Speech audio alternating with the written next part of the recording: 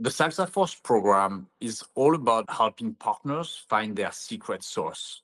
So when we say secret sauce, we talk about everything that makes you different and everything that makes you appealing in the eyes of your customers. There are 2,600 consulting partners for Salesforce, and they come in various shapes and forms. Some of them are Salesforce pure players, some of them are technology agnostic, some of them are CRM specialists, some others focus on a specific department in the company, like marketing, for instance.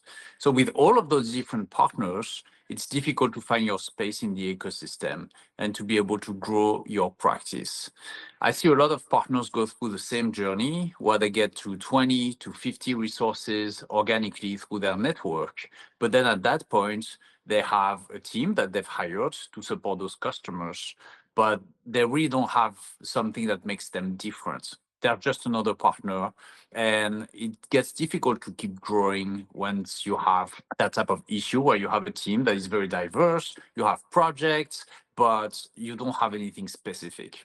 So the reason why we've created this program is to help partners really find what makes them special so that they can grow faster. When you're not able to differentiate, your perceived value in the eyes of your clients decreases. You face more competition and you're not really able to stand out from the crowd and from that competition. What it means for you is you have to compete on price, or perhaps you're facing competition from offshore companies or from companies here in the US that might be even more expensive than you, but they are more specialized and have more value in the eyes of your clients. What I see a lot of partners actually go through is they try to compete on price, and this is not a winning strategy. You end up overworked, you end up having tiny margins, and it's a lot of work for little results. I've also met some partners who build practice after practice, selling them one after the other, and all of them shared something. They were all very differentiated.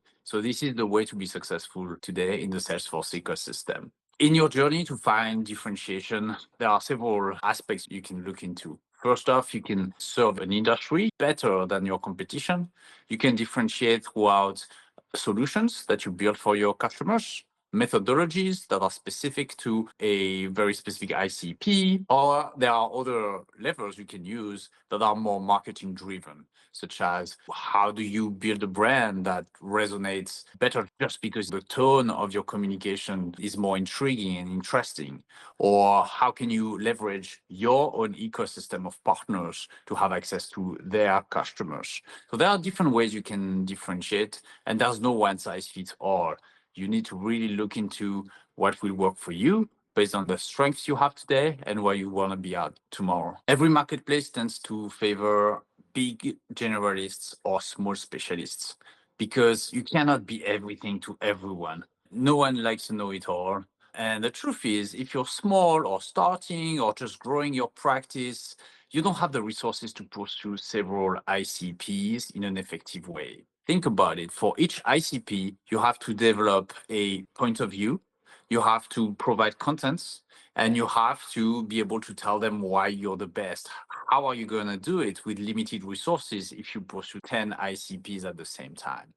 So take us, for instance. With this program, we're only working with Salesforce consulting partners that are between 10 and 50 to 100 resources. That is a very specific bunch of people we're talking to here, and they face some of the same challenges. As a result, our own campaigns have a reply rate of 30 to 40%. Would we have the same reply rates if we were providing generic services to any company who needs them? I don't think so.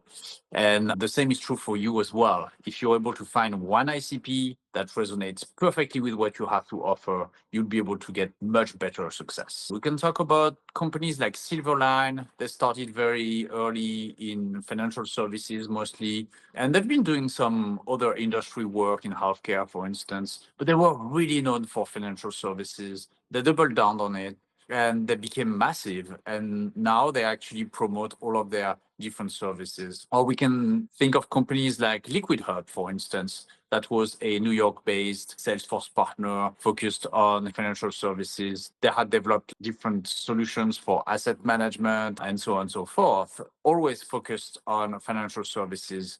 And because of that, they've been acquired and for a nice valuation. These are just two examples of companies differentiating through specialization in one industry, but there are other ways to do it.